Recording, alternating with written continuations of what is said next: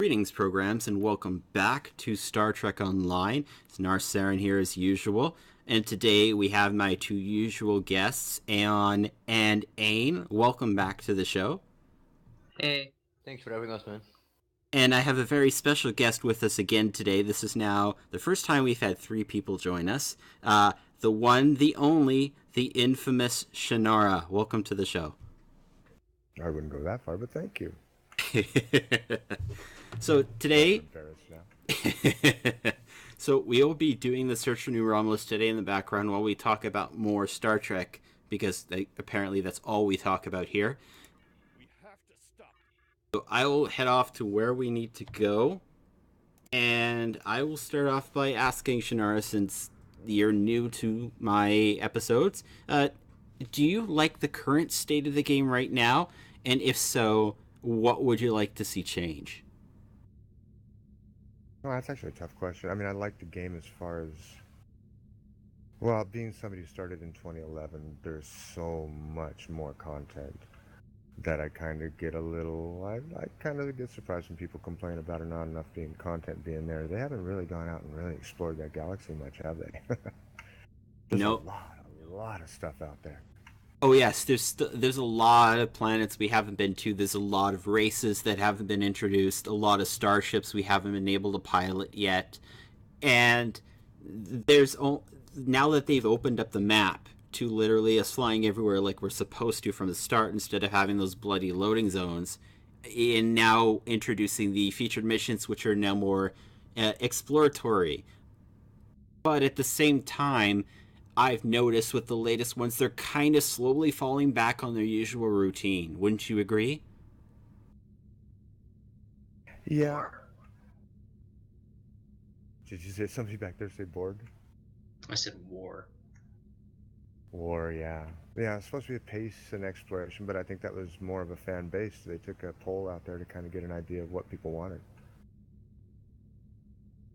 And I think the winner wasn't it exploration kind of stuff instead of war-based. I'm Klingon, so yeah, I want war. Once I hit level 20, back in the day you had to hit level 20 on your Federation character to create a Klingon character. And once I created my Klingon character, I joined House of Beautiful Orions, and I've been in there since February 2012 or so. Now, So yeah, what was your decision to go to Klingon? It's different. Everybody was fed. It's more of a challenge. I felt it, especially at the time.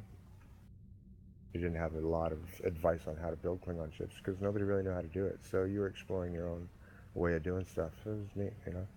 And even back then, when Klingons were first introduced, they were more PvP oriented. There were no story missions whatsoever.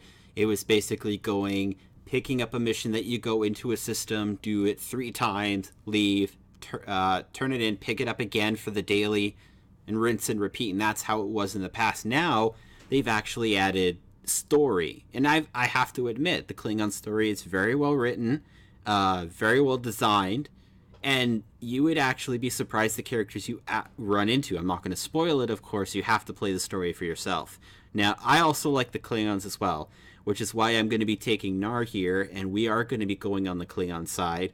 We are going to be pillaging and raiding and destroying every single ship we come across. Oh, very nice. Well, so you know, I mean, I'm not here to promote anything of the stuff I do, but I did take a Delta character, Klingon, and I recorded and uploaded every single episode of the Klingon series because I did think it was that impressive. I spent a lot of time compressing them all and putting them all up on YouTube. So, yeah, it's a fun storyline, and I do mention if you're a loving player of the game, create a Klingon character. A lot of fun, a lot of good rewards, and be able to get contraband, things like that in your exploration missions, marauding missions, and things. So it's a lot of fun. Now, I don't mean to keep picking on you with questions here, Shannara, but I've asked these to Aeon and Ain before. If there's one race or, let's say, starship you would like to see be put in to be played, do you know what they would be? Nope. Nope, nothing off. Seriously, I'm happy with what I've got. I mean, well, I will say there still is never been a good, if you're talking about, for instance, a PvPer like I was with Hobo and all that, a science Klingon ship. and very lacking. Yes, that is very true, and that's also the same for Romulans, as we have mentioned previously in other episodes. They're not science-oriented, but Yeah, but yeah, I was going to say Klingons aren't really your scientists now, are they? So there kind of goes that. So if you want to talk about lore and canon and stuff, they weren't the smartest, or as you would say, the brightest bulbs in the box, so to speak.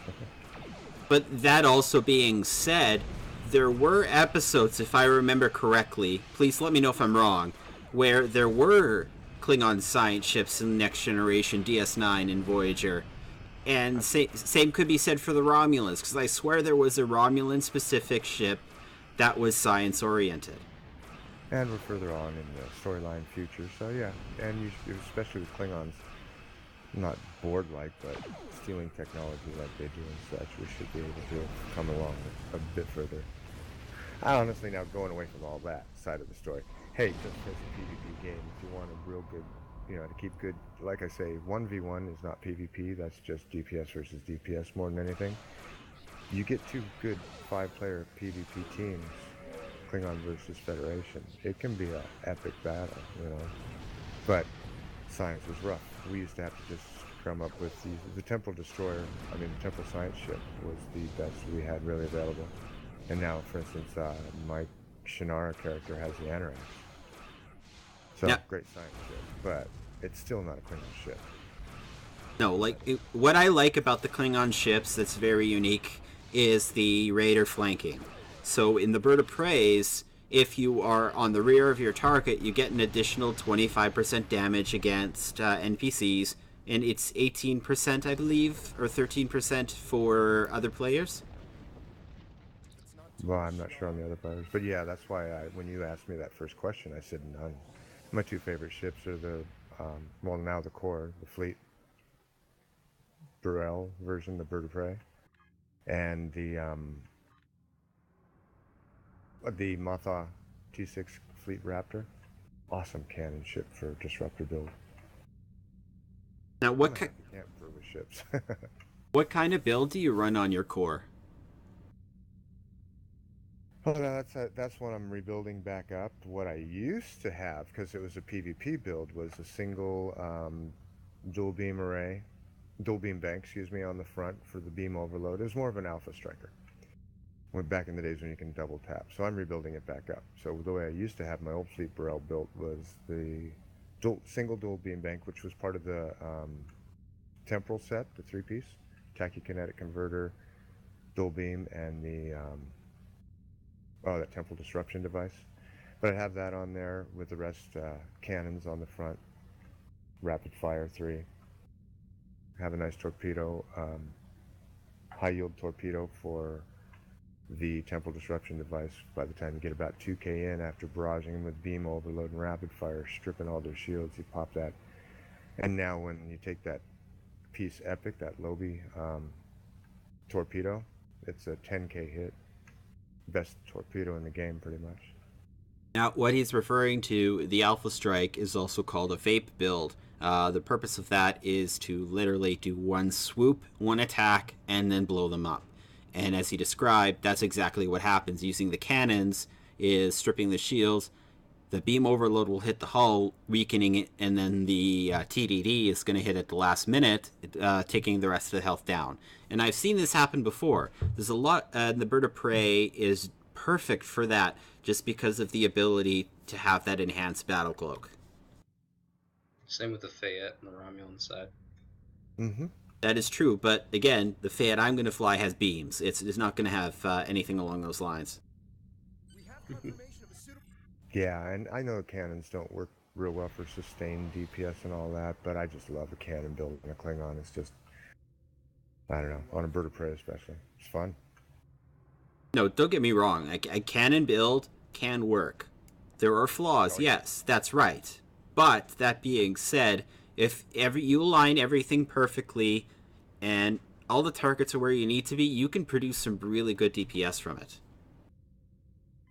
Yeah, they're a fun strike ship, and that's what I'm saying with a good 5-man team, having a good science ship on there with a sub-nuke being able to basically wipe out everything they've got going on, and you time your strike perfectly, oof, it's devastating. It's fun. It's a lot of fun. I will leave you alone for a little bit, Shannara, since I've hounded you enough with questions for now. Ain, what are you No problem. what are you currently working on right now? Ain has vanished from sight and sound. He's working on stealth. Oh well, he's pretty good at that because I can't even hear him or see him. Aye. Eon, you still with us? Yeah, I'm enjoying your conversation. What are you currently working on in game? I'm working on my NG threat tank and on my Psy at the same time, but it's very expensive, so it's going slowly. Have you made any improvements since last time we spoke? Yes, sir. Yes, that's one thing I did. I'm working on it every day, but I try to keep it at the low side, not putting like billions in it in one day, you know. But didn't you get a new high DPS yesterday? Yeah, that was on my KDF ROM guy. I did it today again with did level 51 too, and I did 42k DPS in a Mark 12 ship, level 51 too, without any trades, no rep trades. So yeah, it's pretty easy to get DPS in the game nowadays. If you know how to fly it, right? You're a good flyer, that's what I was pointing out. Good job, man. Yeah, I was very happy about it, but my combat time was too low, so I was a bit bummed out by it. But it doesn't matter. I can reproduce it though. That's what matters. Good job, man. So we just finished off our last set of spaceships, and we're deploying our last probe before we beam down to the planet, which is the longest part of said mission for Search for New Romulus.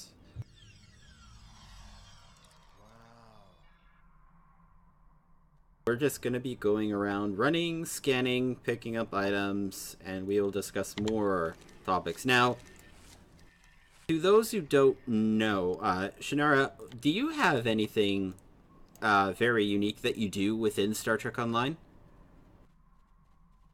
I wouldn't say unique or anything. I mean, I love the ground missions, though. You'd say in a lot of ways that's considered unique nowadays. Well, always has been. People don't like going on the ground much, but the ground is so much more fun to me than space. In a certain way, I have to agree because there are a lot of ground missions that were in the past that were very well designed. Terradome, for one, I absolutely loved Terradome.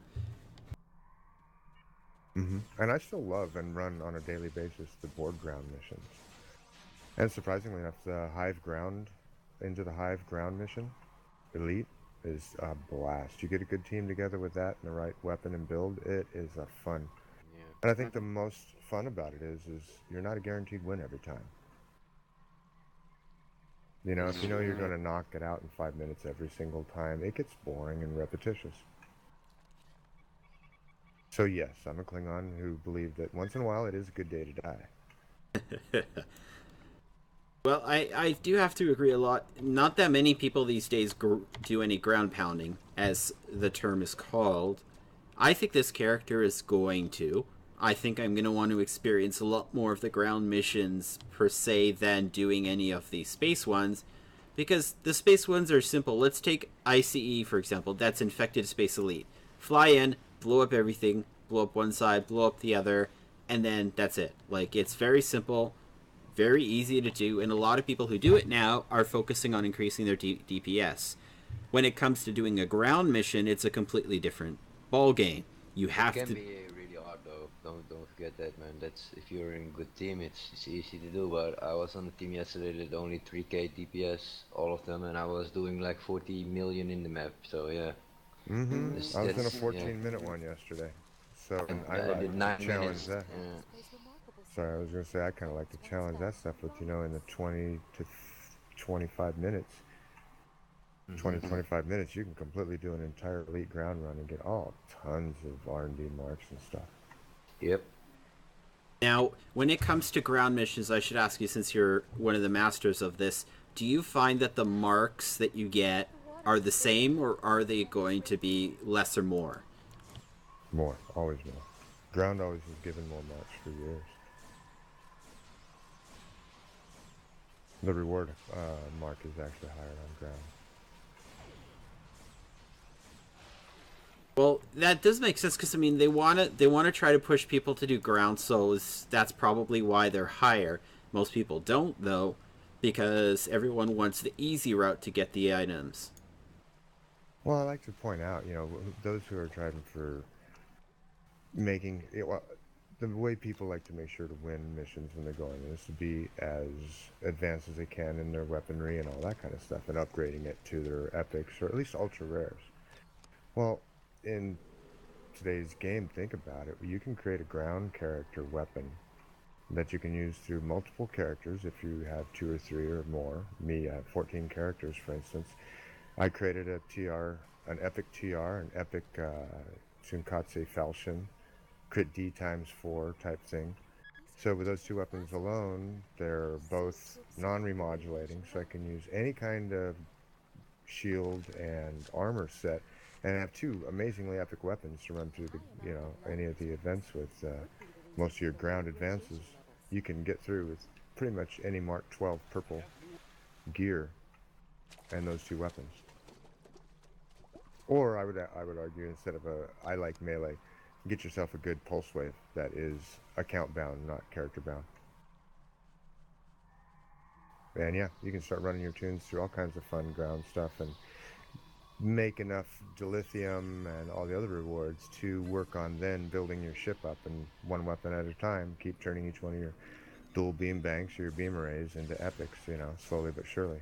Can Work be on your very ground character expensive, first. man. Ground weapons as well. I just made an anti-proton crit D times 4, and it costed me 134k to get it to epic from Mark 2. It sure can.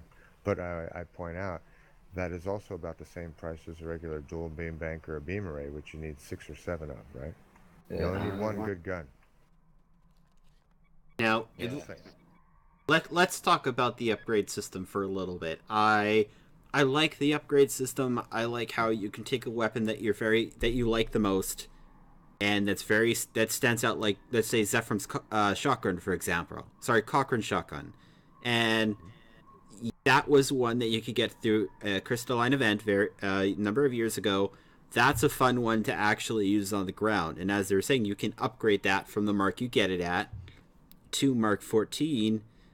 And I like that system that you could take a weapon you really enjoy using to upgrade it as high as physically possible. I could take the weapon I'm using right now in my hands and upgrade it to Mark 14, but that would be a waste because I'm just going to be replacing this thing within the next couple of missions. Yeah, I totally agree.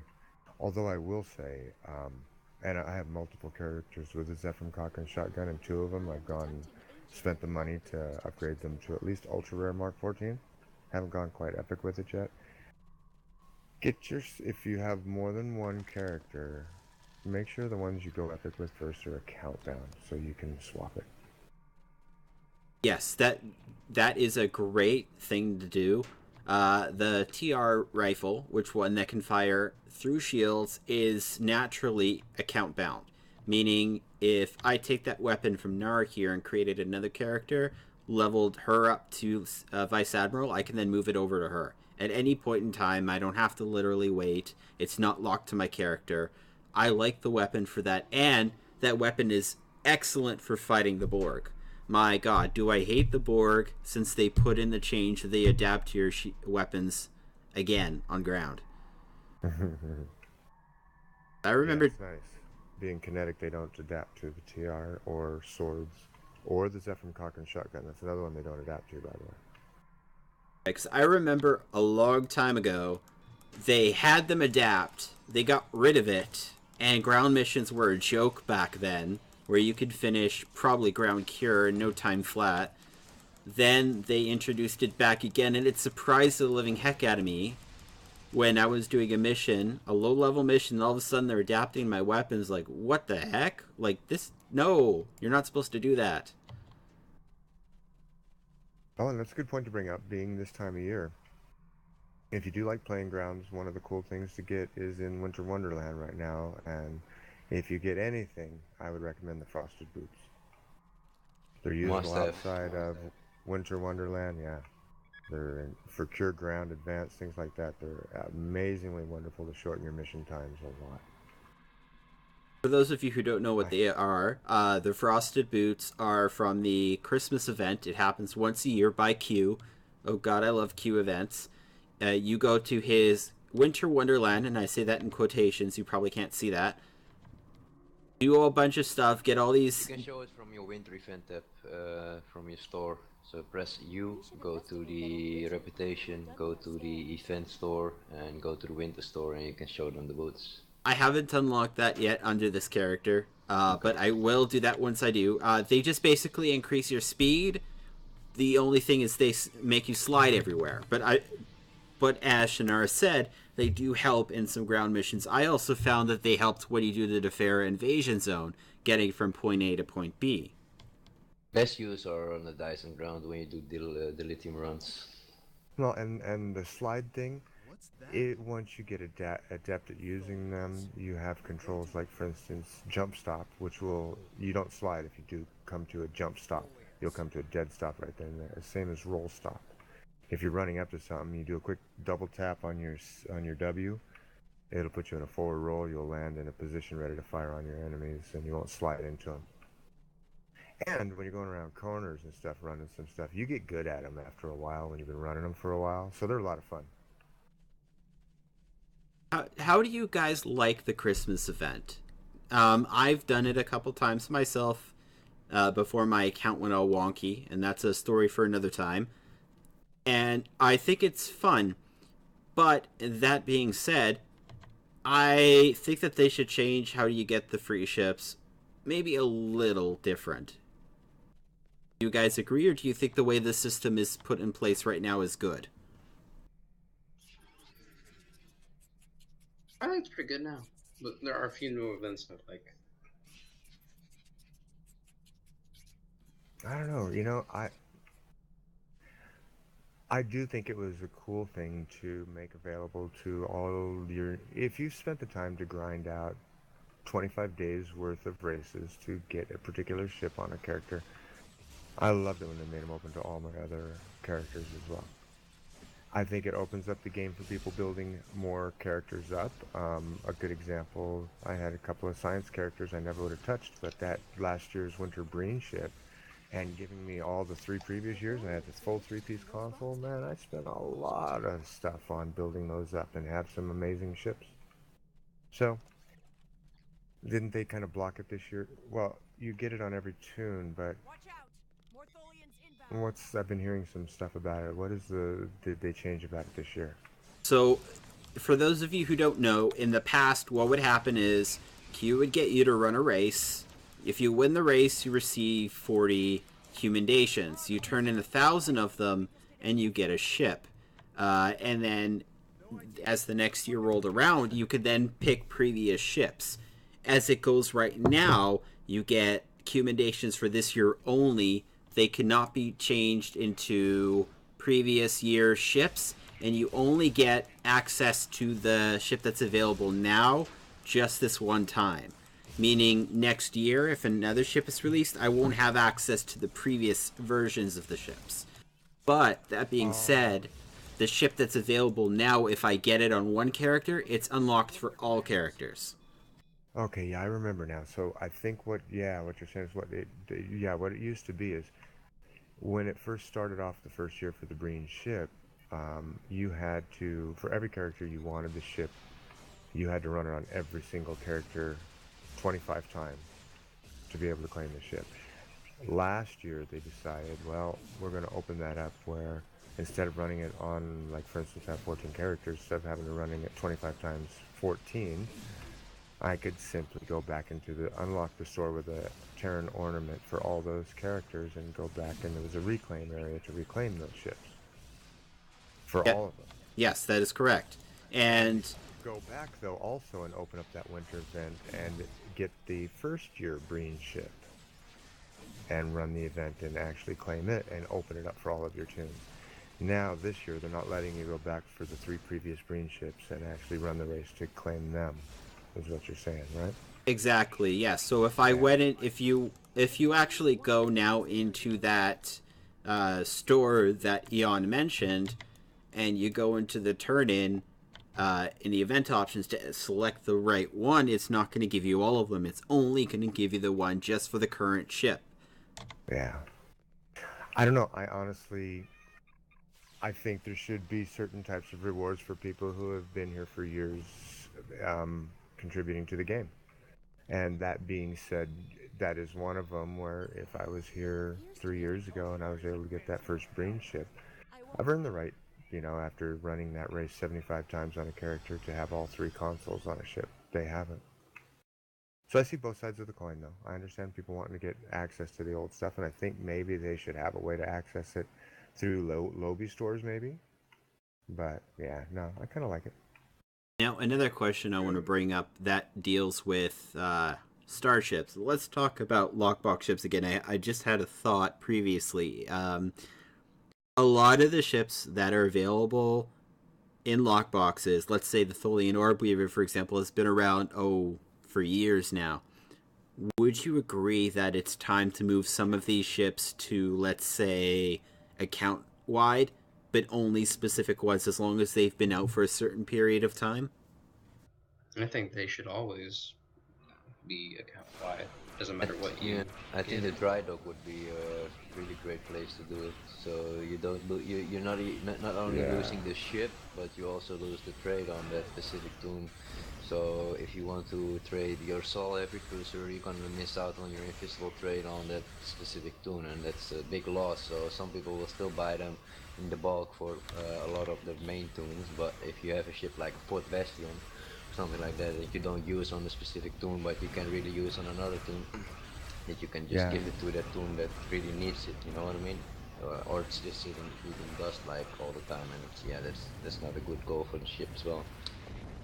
No, that's a very good suggestion. I literally spent 24 hours griefing, whatever you want to call it. I say that jokingly, of course, because it wasn't that stressful. But I took 24 hours to decide on whether to open my Anorex Science Destroyer on my Klingon Tactical toon or my Riemann Science toon.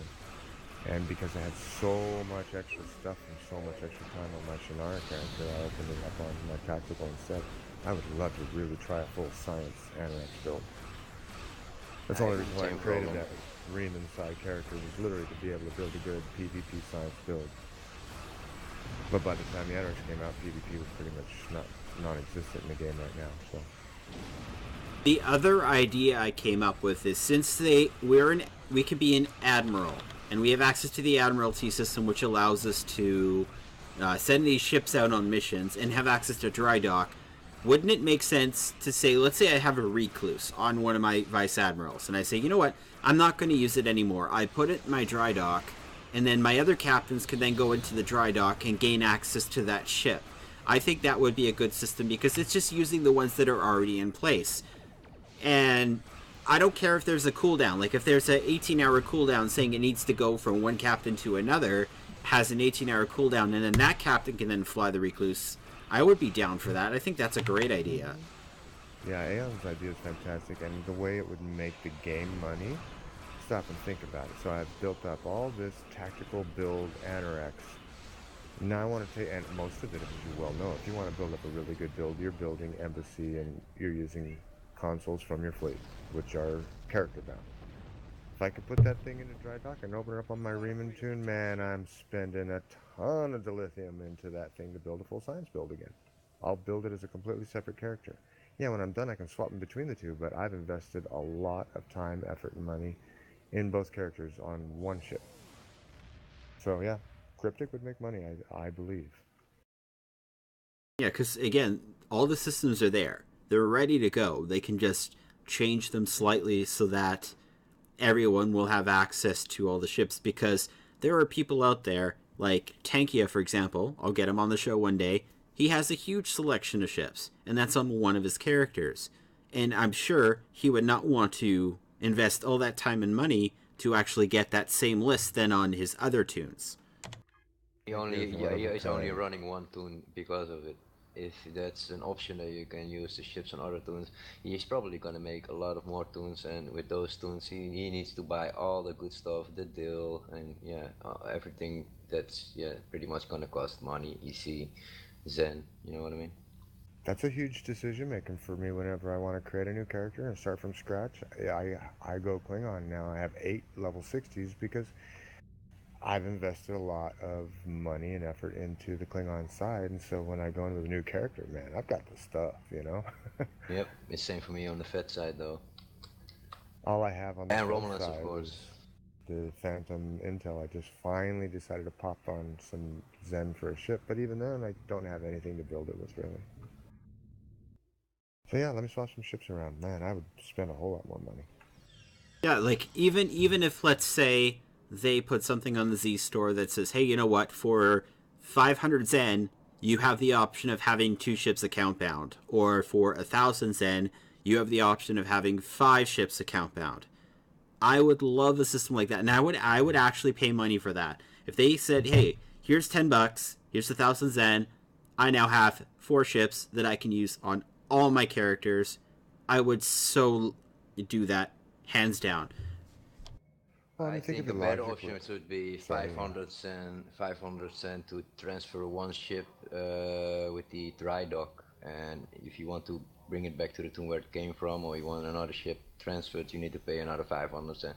So the people from Cryptic still makes money, but we also have a good option to transfer ships to another tune, so both worlds are happy. You know what I mean?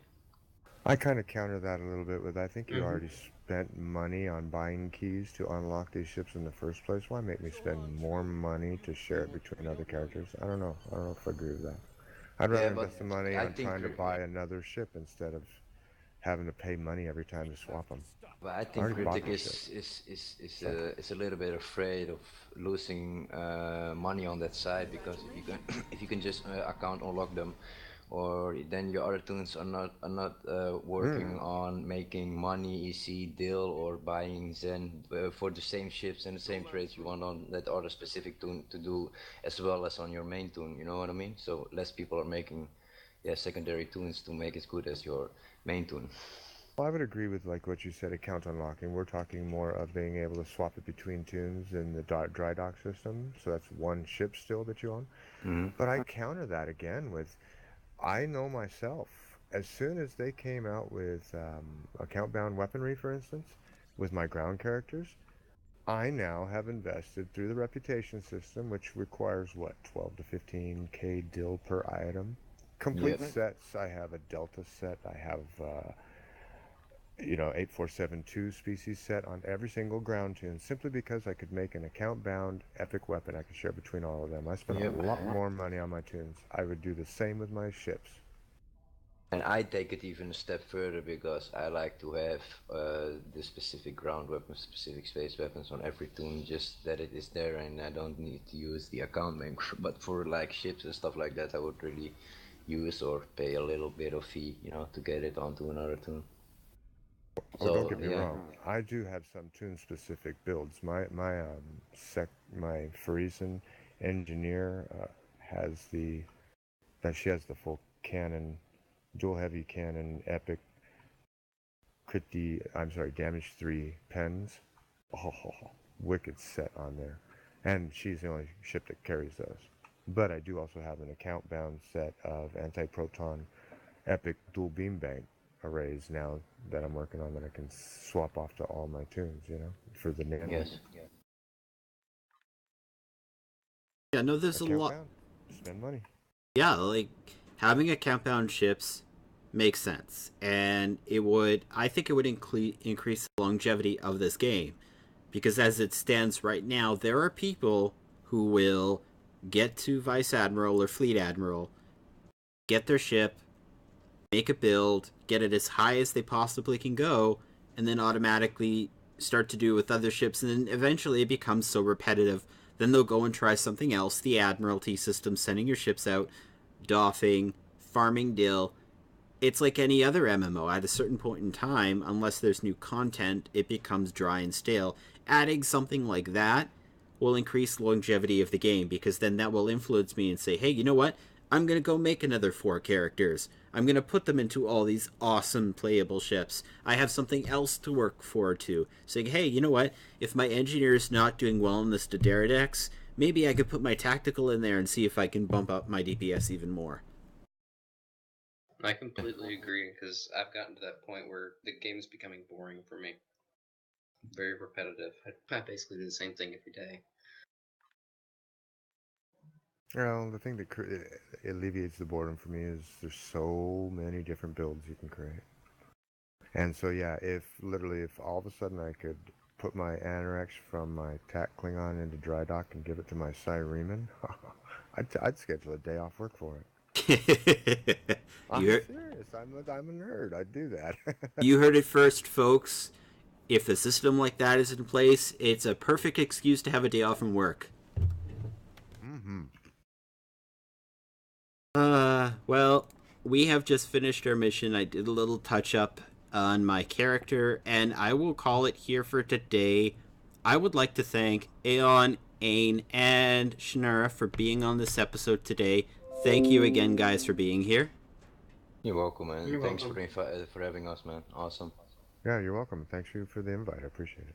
Not a problem. Hope you guys have a wonderful day, and I will see you next time on Star Trek Online.